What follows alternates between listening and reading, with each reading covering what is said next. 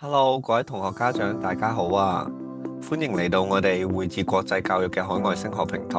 我係你嘅海外升學顧問 Brian。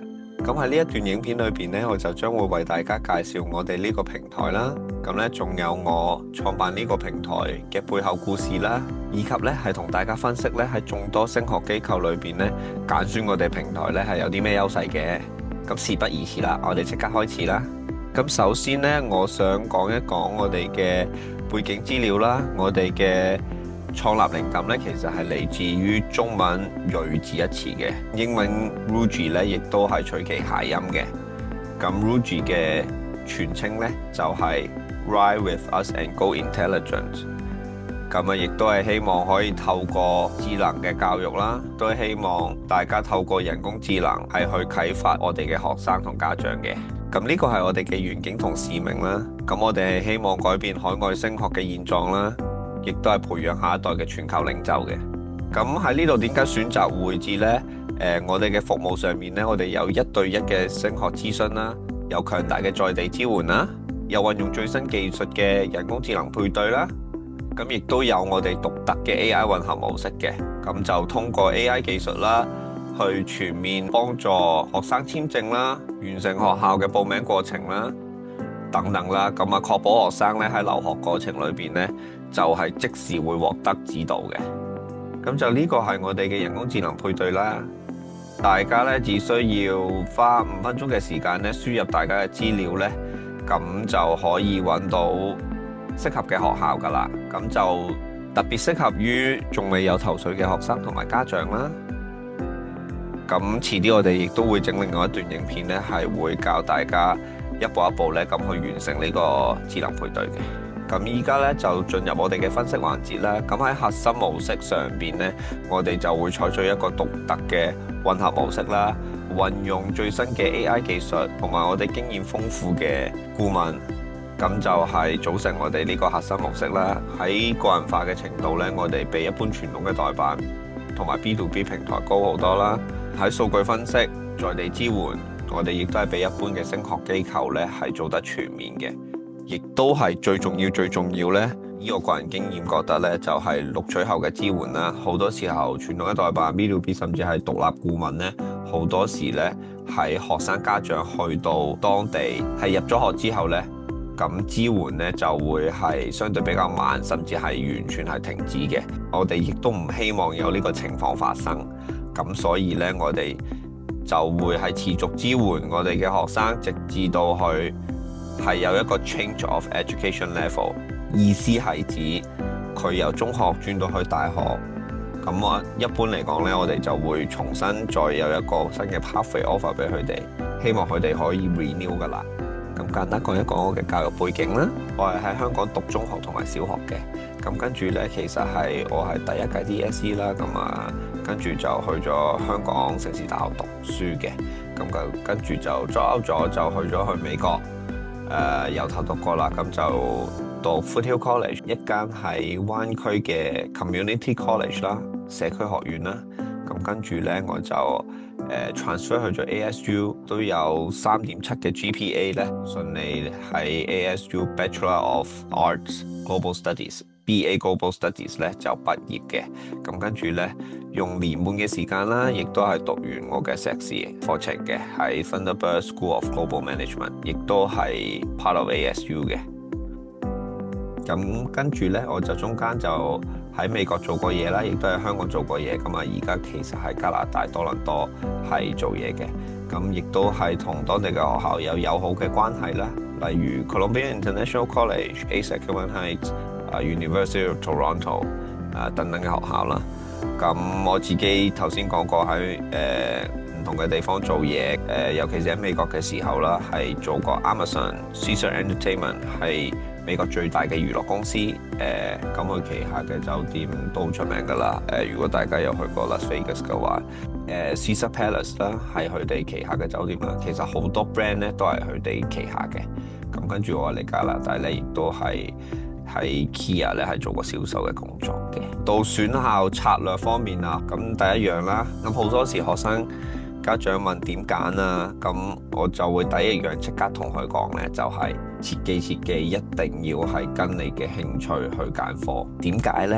好多時你見到而家嘅學科可能係個前途好好，咁喺4年之後呢個行業呢完全係唔同嘅。呢個機會呢講多少少我點解要創辦呢個平台嘅背後故事啦，就係當年呢，其實係2020年大概 Covid 嘅時候呢，我其實已經喺美國呢係生活咗一段時間啦，經過咗歡曉 College 嘅2年啦，咁啊其實喺 ASU 我都係讀咗1年半，跟住就畢業啦，亦都係後尾係喺芬特伯亦都係讀咗1年半，咁就畢業啦。咁啊喺2020年嘅時候呢，我就見到一位同學呢。咁啊我哋嗰屆呢係比較特別嘅，係近年呢係人數係最少嘅一屆嘅。我記得我同級嘅同學呢，大概係60幾個嘅啫。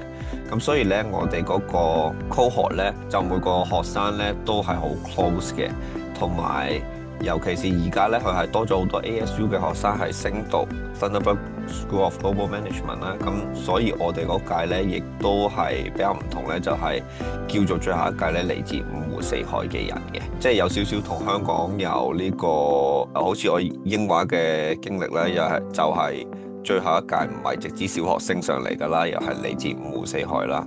估唔到我去美國之後咧，亦都係有呢個情況發生嘅，咁啊直到我去到碩士有呢個情況發生，咁啊呢個女仔呢，印度嚟嘅一個女仔嚟嘅，咁啊當年見到佢一開始係第一次去外國讀書，人生路不熟，咁佢好彷徨嘅眼神呢，其實係一個好大嘅觸發點，令到我係點解要去創辦呢個平台？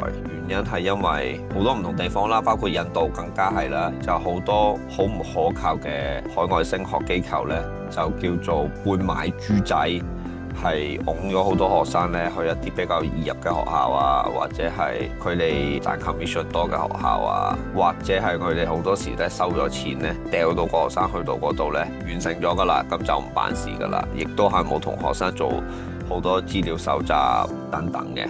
咁我亦都相信啦，個同學唔係貿然就咁求其督靠代辦係入嘅，因為 Thunderbird 去到呢啲 grad school 咧，好少會話係完全冇做資料 research 噶嘛，因為時空背景特殊啦 ，Covid 時間啦，美國嘅 downtown 眾所周知，亦都係比較混亂啦。咁啊，第一次出國一個女仔咁有啲驚，尤其是 Covid 底下嘅情況，好多諸如此類嘅混亂嘅情況發生。咁我哋又要戴口罩，我哋學校又係一個 transition period 緊，由舊校冇咗，跟住去到起緊新學校。咁因為 Covid 亦都係不斷 delay，咁所以好多嘢發生。咁一個女仔彷徨，而家諗翻轉頭都係正常嘅。咁但係亦都係觸發到我創立呢個平台嘅原因，就係希望同學家長有充足嘅認知，咁就唔使去到咧拿手唔成勢啦。咁到選校策略啦，呢個亦都係一定切記要講啦。好多學生家長問我係點樣揀科啊？切記第一，一定要係興趣行先，因為大學唔同中學，好多嘢唔係你夾硬啃就啃到。如果你冇興趣嘅話，4年嘅大學咧會變得非常之難捱。第二就係4年之後咧，你今日睇到好有前途咧嘅行業咧，係可能已經完全唔同噶啦。4年之後嗰行可能仲喺咪度，都係一個問號。咁啊，亦都有好多新興嘅行業或者職業不斷咁出現啦。咁所以咧，其實大學只係一個起點，真正最有用嘅咧，其實咧就係你嘅人脈。自然而然咧，如果你對一個學科係有興趣嘅話咧，你自然會去鑽研啦。咁你自然亦都係會累積到人脈嘅。其實好多嘢都係相輔相成嘅。如果你冇興趣嘅話咧，其實有個好似 domino effect 咁嘅情況發生啦。骨牌效應咧就令到你冇興趣，你自然就唔會 develop 你嘅人脈。咁所以咧，最緊要咧就係揾到你屬於自己嘅方向，而唔係被目前你所見到有冇前途嘅科目去限制住你嘅。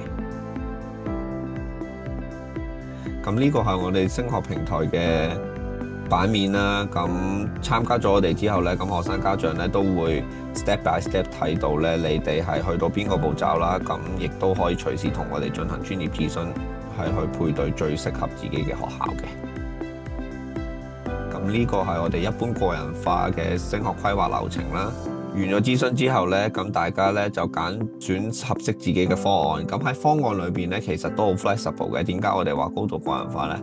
其實係每一個方案都係屬於你獨特嘅方案，係你點樣去砌個方案，好似砌 Lego 咁嘅啫。咁完成咗程序之後就會配對啦，就會做一個 matching 啦，咁跟住就會做 school application 等等，咁到學生咧去到當地咧，我哋就會有一個在地支援。咁如果學生畢業想要一個 career coaching，我哋都可以支援得到嘅。咁我哋亦都會定期舉行一啲網上講座啦。咁今日咧嘅時間就差唔多啦。咁我想同大家咧係快速咧係 sneak and peek 一下我哋嘅網站啦。咁大家咧亦都係可以咧係上我哋嘅網站 rugi.ai 或者 rugi.app。rugi.ai 咁都會去到我哋呢個網站嘅。咁關於我們啦，就可以揾到我嘅背景資料啦，更加多嘅 testimonial 啦，我哋仲有我哋嘅顧問網絡啦等等嘅。咁今日咧就感謝大家嘅時間。咁如果你對呢個故事係有共鳴，或者係想分享你自己嘅海外升學故事，抑或是係升學上有咩疑難雜症，咁歡迎隨時聯絡我哋92816376。咁我哋下次見，拜拜。如果鍾意我哋呢段片嘅朋友，請記得 subscribe 我哋嘅 channel， 仲有 follow 我哋嘅 Instagram 同 Facebook啊。我哋下次再見，拜拜。